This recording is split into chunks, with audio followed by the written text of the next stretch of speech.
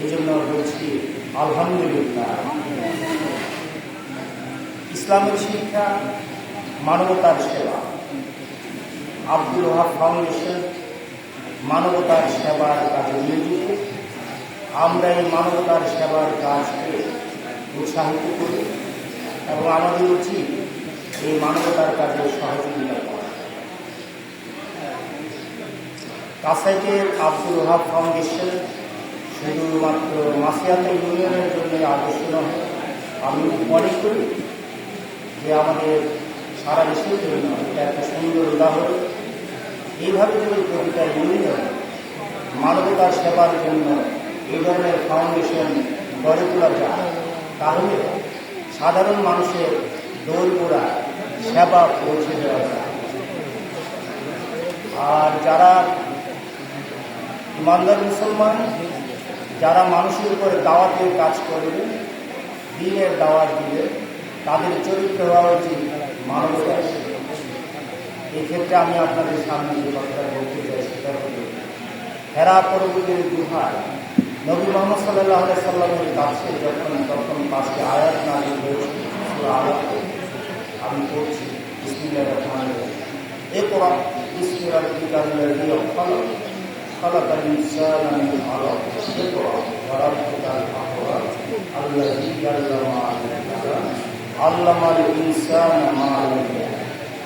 পড়ো তোমার রবের নামে, যিনি মানুষকে সৃষ্টি করেছেন, যিনি মানুষকে সৃষ্টি করেছেন জমাট বাঁধায় নিশ্চয়ই তোমার রব বড়ই দয়ালু, তিনি মানুষকে কলমের সাহায্যে জ্ঞান শিক্ষা দিয়েছেন। তিনি মানুষকে এমন জ্ঞান শিক্ষা দিয়েছে যা সে জানত না। সূরা আলাকের এই 5টি আয়াত নাজিলের মাধ্যমে নবী মুহাম্মদ সাল্লাল্লাহু আলাইহি ওয়াসাল্লামের কাছে প্রথম ওহী নাজিল হয়েছে। তিনি নবুয়তের স্বীকৃতি করেন। প্রথম ওহী লাভের পর নবী মুহাম্মদ সাল্লাল্লাহু আলাইহি ওয়াসাল্লাম ভীত সন্ত্রস্ত হয়ে তার স্ত্রী খাদিজা রাদিয়াল্লাহু আনহার কাছে যখন ফিরে গেলেন, নবী মুহাম্মদ সাল্লাল্লাহু আলাইহি ওয়াসাল্লাম তখন ভয়ে কম্পিত। তখন তার স্ত্রী খাদিজা রাদিয়াল্লাহু আনহা নবী মুহাম্মদ সাল্লাল্লাহু আলাইহি ওয়াসাল্লামকে উদ্দেশ্য করে বললেন, এই কথাটা আপনারা সকলে একটু খেয়াল করুন।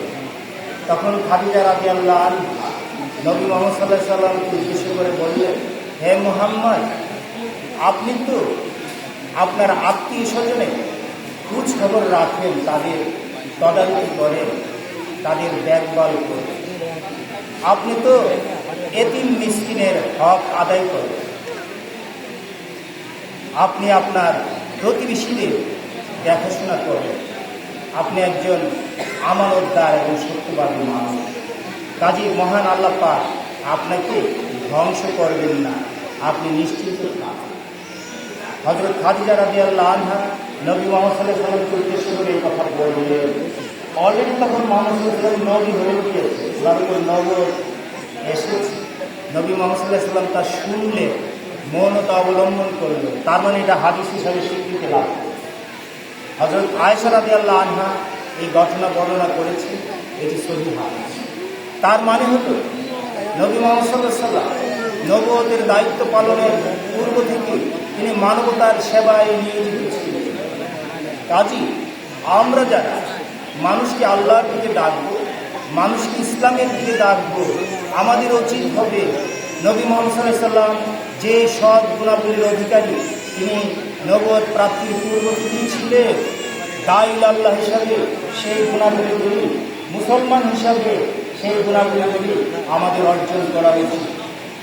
আমাদেরকে মানুষের সেবায়, মানুষের দোরগোড়ায় বসতে হবে, মানুষের খাবার জুগিয়ে দিতে হবে, মানুষের যারা চিকিৎসা নিতে ব্যর্থ তাদের দোরগোড়ায় চিকিৎসা পৌঁছে দিতে হবে, যাদের শিক্ষা এবং বাসস্থানের ব্যবস্থা নাই তাদের সেই ব্যবস্থা করে দিতে হবে, গরিব আত্মীয় স্বজনের খোঁজ খবর নিতে হবে। এটা আল্লাহর নবীর সুন্নাহ। উম্মতে মুহাম্মদী যদি এই দায়িত্ব পালন করে, তাহলে আল্লাহ পাকের তরফ থেকে তাদের উপর বারাকা, রহমত নাজিল হবে এবং এই সমস্ত গুণাবলীর অধিকারী মানুষকে আল্লাহ পাক ধ্বংস করেন না, লাঞ্ছিত করেন না।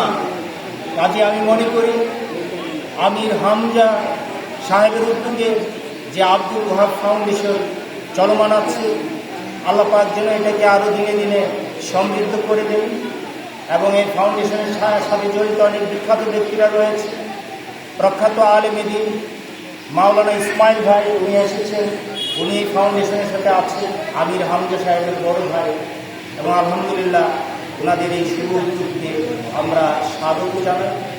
আমরা যারা সমাজে বিভিন্ন স্তরে বিচরণ করছি, বিভিন্ন রাজনৈতিক সামাজিক আন্দোলনের সাথে জড়িত আছি, এই ধরনের শুভ উদ্যোগের সাথে আমরা একাত্মতা ঘোষণা করছি এবং তার সাথে আজকে থাকতে পারছি বলে এই নিজেকে গৌরবান্বিত করছি। আমাদের এই অংশগ্রহণকে আল্লাহ পাক সরকে জারিয়া হিসেবে কবুল করুন, এ বলে আমি আমার বক্তব্য শেষ